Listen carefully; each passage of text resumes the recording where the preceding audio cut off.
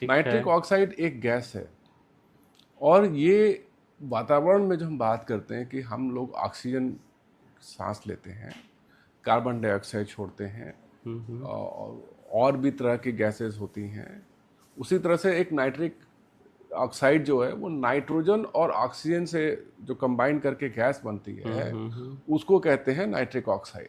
ठीक है।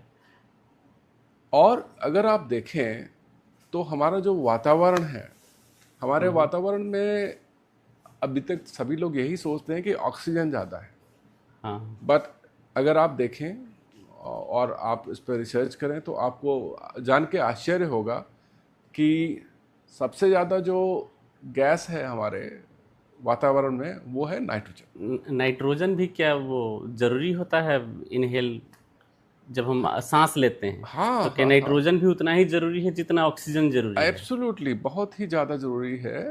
क्योंकि देखिए ऐसा होता है कि हम एक नाइट्रोजन जो हम कर रहे हैं, तो बेसिकली ऐसा नहीं कि हम डायरेक्टली नाइट्रोजन को इनहेल कर रहे हैं। जो आपका बॉडी है वो बेसिकली नाइट ऑक्सीजन इनहेल कर रहा है, ठीक है। ठीक है ना।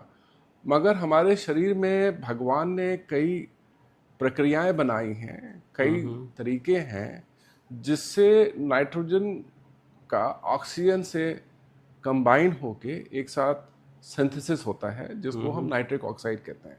ठीक तो है। बॉडी बॉडी जो है वो नाइट्रिक ऑक्साइड बनाने के लिए भगवान ने कई तरीके दिए हुए हैं जिससे कि नाइट्रोजिक ऑक्साइड हमारे शरीर में बनता है। ठीक है। तो एक तरह से ये नाइट्रिक ऑक्साइड भी गैस ही है ना?